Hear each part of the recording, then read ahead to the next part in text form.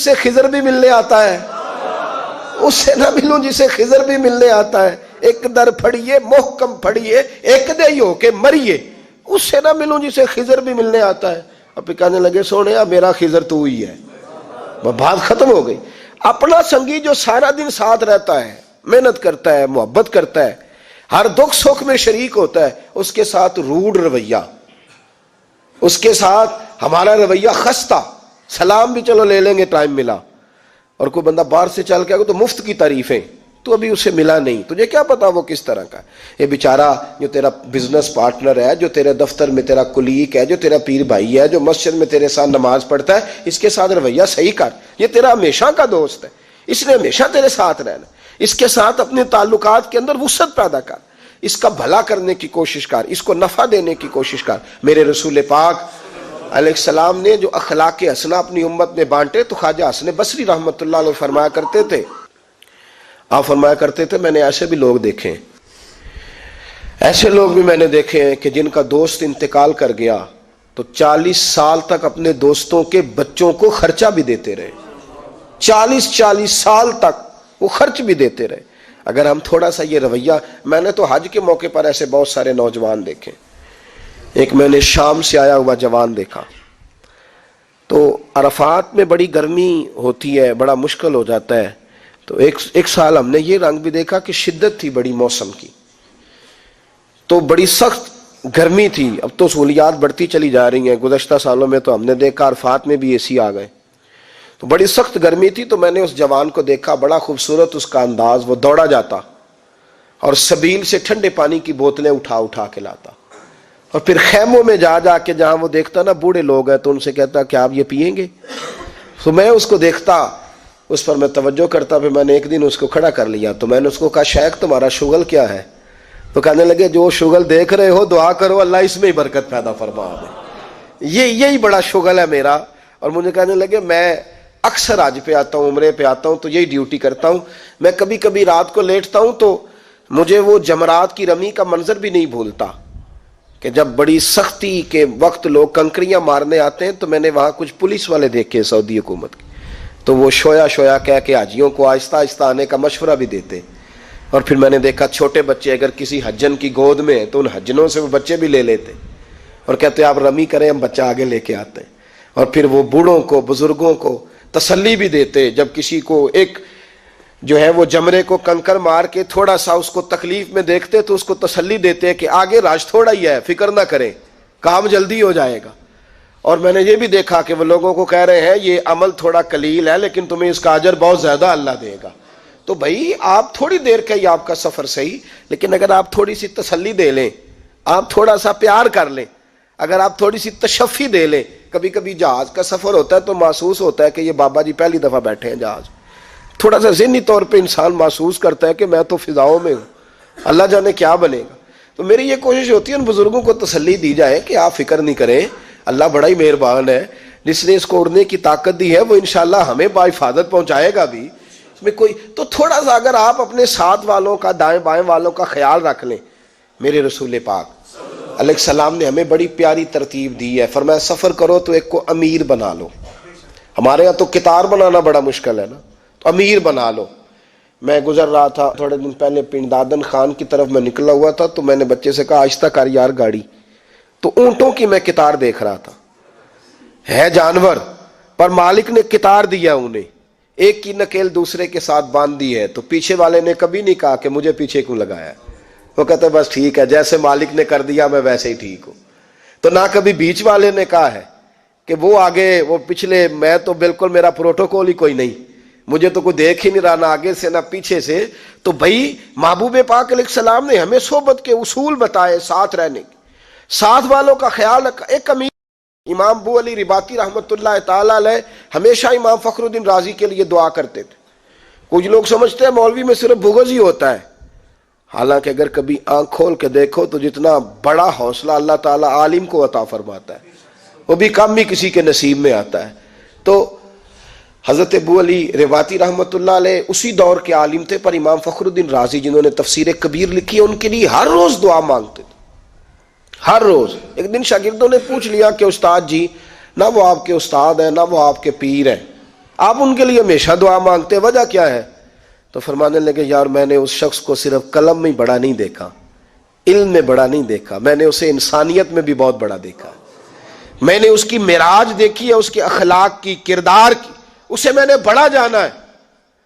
فرمایا کس طرح؟ تو کہنے لگے ایک حج میں نے ان کے ساتھ کیا تھا، ایک سفر میں نے ان کے ساتھ کیا تھا، اس سفر کے اندر انہوں نے ہم سے کہا کہ ایک کو امیر بنا لیں سنت کے مطابق اور باقی ان کے پیچھے فرما برداری کریں۔ تو فرماتے ہیں کہ ہم نے کہا آپ ہی ہمارے بزرگ ہیں، سب سے بڑے آپ ہی ہیں، تو عالم بھی ہیں، شیخ بھی ہیں، آپ بن جائیں۔ تو کہتے ہیں امام راضی امیر بن گئے۔ تو اب ہمارے ہاں تو امیر کی ڈیوٹی حکم چلانے کی ہے نا، اس نے حکم چلانا ہے اور بار بار کہنا ہے تم میری بات نہیں پھر مانو گے، لیکن کہتے ہیں یہ ہم نے عجیب امیر بنایا کہ یہ امیر لکڑیاں بھی خود کٹھی کر کے لاتا، آگ بھی خود جلاتا، کھانا بھی خود پکاتا، روٹیاں بھی خود بناتا، اور پھر جہاں جہاں حاجی بیٹھے ہوتے وہاں جا کے تقسیم بھی خود کر کے آتا۔ کہتے ہم کہتے حضور آپ یہ کر رہے ہیں، ہمیں خدمت کا موقع دیں۔ تو فرمانے لگے امیر میں ہوں، ڈیوٹیاں میں لگاؤں گا، لہذا میں نے جس کی لگانی تھی لگا لی ہے۔ فرماتے سارا سفر حج کا، سارا سفر 6 مہینے ہمیں بیت گئے جاتے ہوئے، ایک رات ایسی بھی آئی جو بڑی ٹھنڈی تھی اور بارش بھی بڑی تیز تھی، ہمارے پاس کوئی سایہ نہیں تھا، تو امام فخر الدین رازی رحمت اللہ علیہ نے اپنی موٹی چادریں نکالی، تو 3 جگہ پہ جگہ مل گئی چادر باندھنے کی، 4تھی جگہ پہ جگہ نہیں ملی۔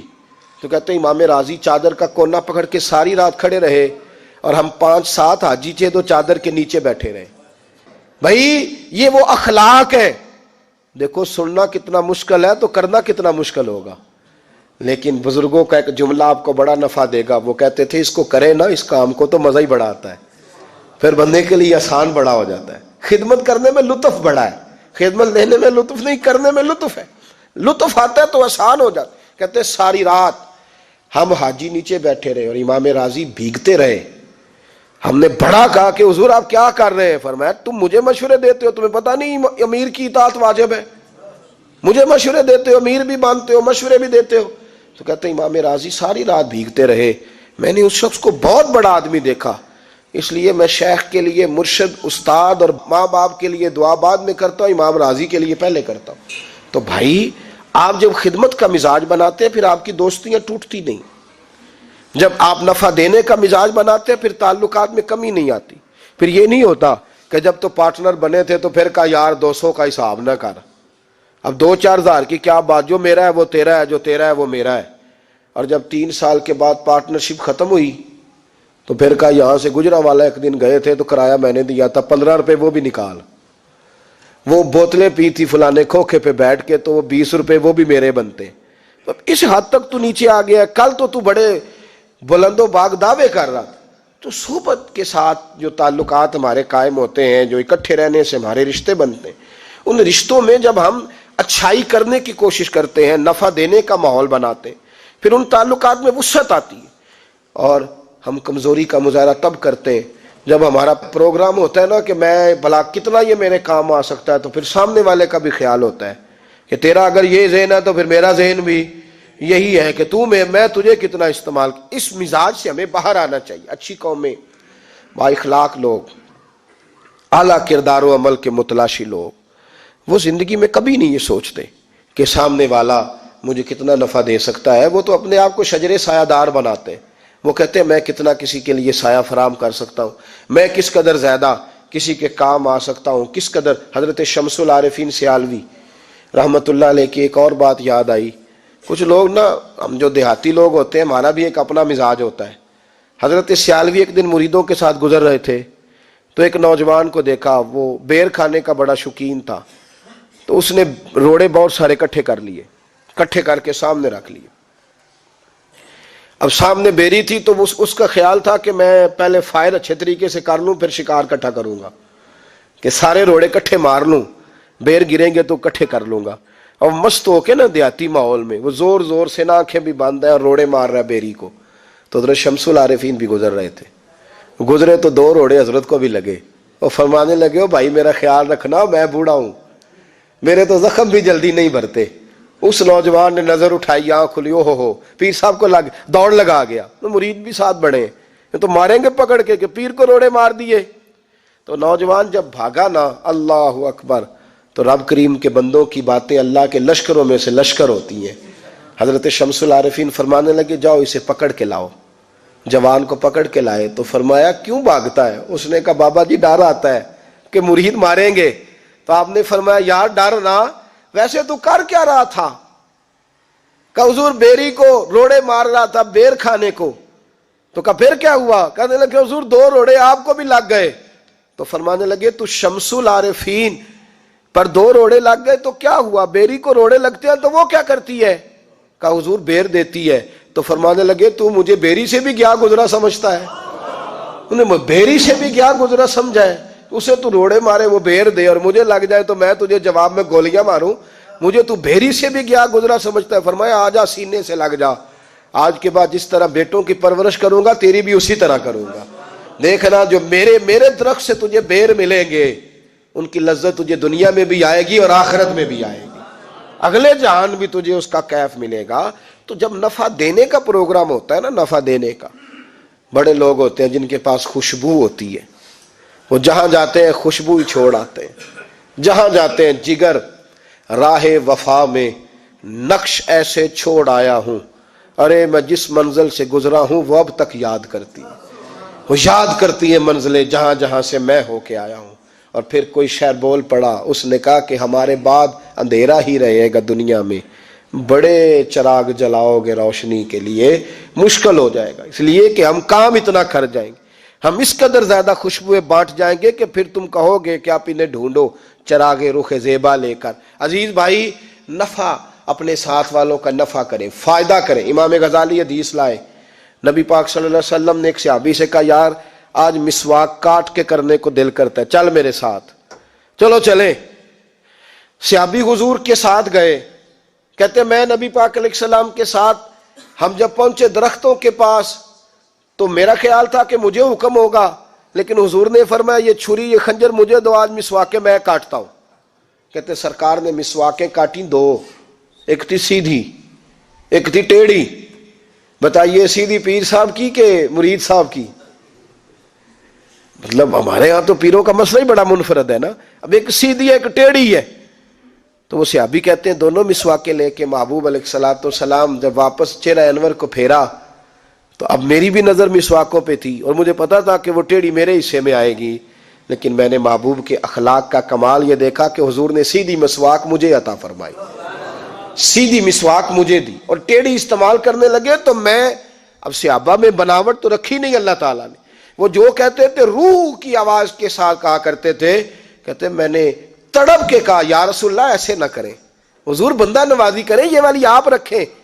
تو محبوب علیہ السلام نے فرمایا تھوڑی دیر بھی کو کسی کے ساتھ رہے تو اس صحبت کے بارے میں اللہ قیامت کے دن سوال پوچھے گا، تو میں چاہتا ہوں جب تیرا میرا مقدمہ جائے تو کہے کہ یا اللہ محبوب نے مجھے سیدھی مسواک عطا فرمائی۔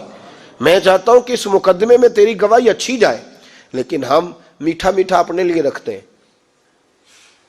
اگر آپ ناراض نہ ہو تو ہمارا تو رواج ہے، ہم شادی پہ کپڑے خریدنے جاتے ہیں تو کہتے ہیں پہلے میرے لیے دکھا، وہ دکاندار دکھاتا ہے تو پھر ایک دوسرا جملہ بولتے ہیں، کہتے ہیں اب ذرا دینے لینے والے بھی دکھا۔ وہ کون سے ہوتے ہیں؟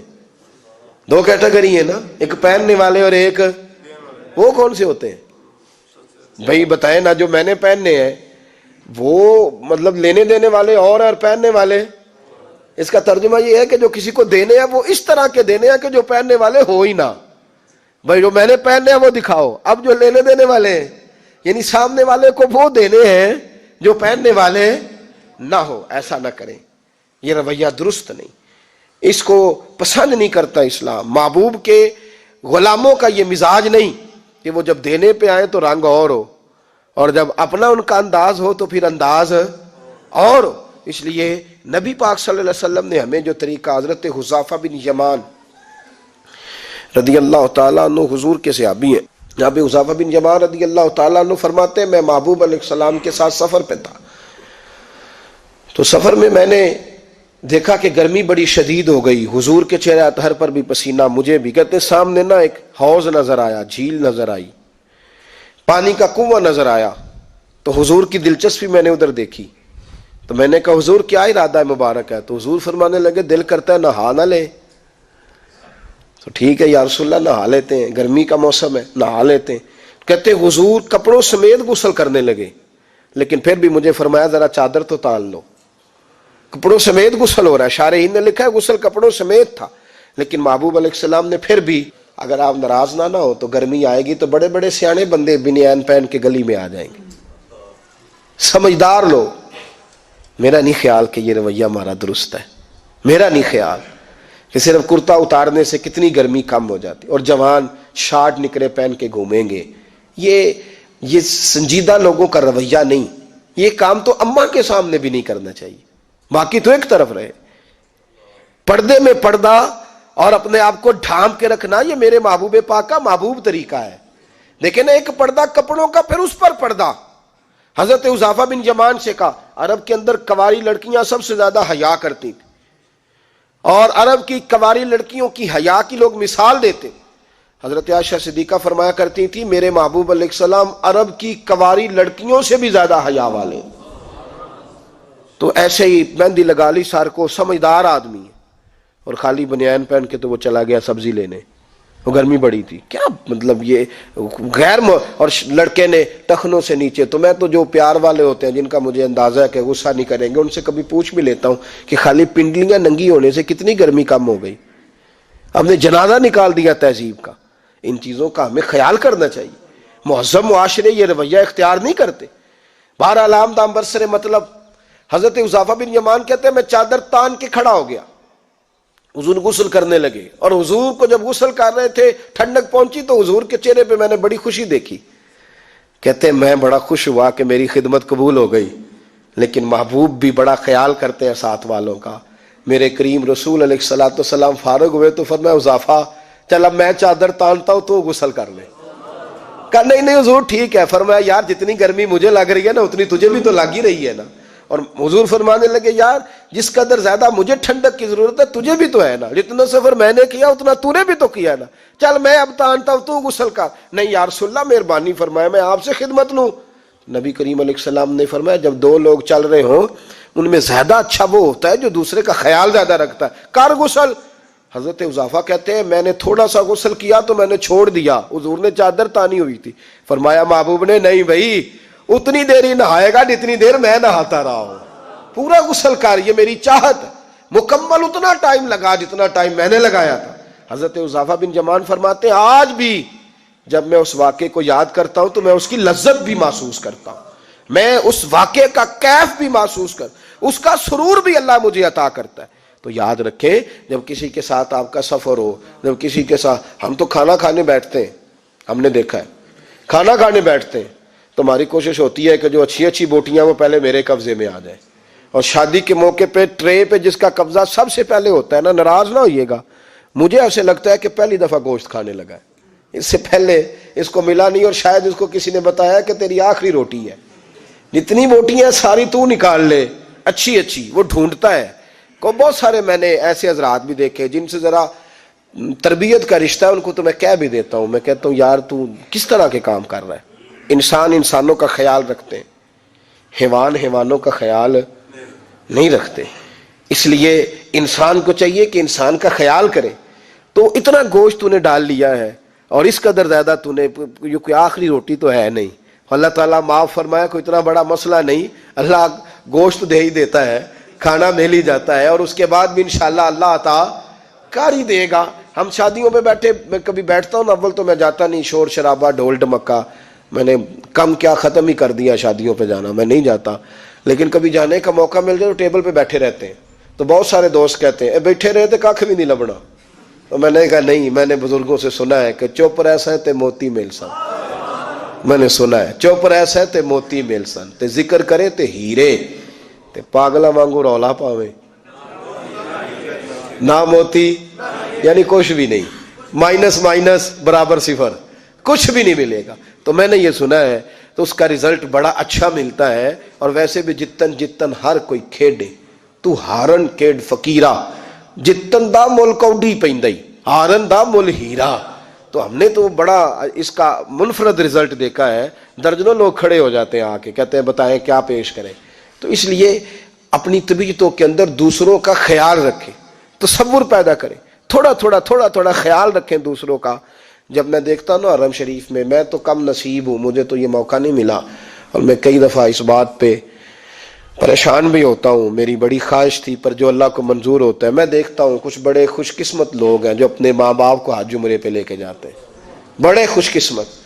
تو کئی دفعہ بیماری کی وجہ سے بوڑھی اماں کا وجود بڑا ہو جاتا ہے، موٹاپا آ جاتا ہے، تو اس کا جوان بیٹا جب اس کو لے کے جا رہا ہوتا ہے تو میں کبھی دیکھتا ہوں تو میں دعا کہتا ہوں یار اس کو اللہ تعالیٰ 2 عمروں کا ثواب دے گا۔ تو ایک دوست نے ایک دفعہ مجھ سے حرم شریف میں پوچھا کہ اماں ڈاڈی بھی بڑی ہے، سخت بھی بڑی ہے، اور بات پہ وہ ناراض بھی ہوتی ہے، تو میں نے کہا پھر میرا دل یہ کہتا ہے کہ اللہ تجھے 11 عمروں کا ثواب دے گا، پھر تیرے بڑھ جائیں گے، پھر اجر بڑھ جائے گا تیرا۔ تو یاد رکھیں دوسروں کا خیال کرنے کی کوشش کریں، جب ساتھ آپ کے کو رہتا ہے تو پھر اس کے حقوق ضائع نہ کریں، پھر یہ نہ کہیں اپنا سجن ہے خیر صلی اللہ ہے، پھر اس پر توجہ کریں، فوکس کریں اس پر۔ میں نے تو ایسے پیر دیکھے ہیں اپنی زندگی میں، ایسے اچھے لوگ دیکھے ہیں کہ وہ مریدوں کا اس طرح خیال رکھتے ہیں جس طرح پیروں کا رکھا جاتا ہے۔ ٹینشن ہونے لگتی ہے کئی دفعہ کہ یار ہم تو غلام ہیں، آپ یہ کیا کر رہے ہیں۔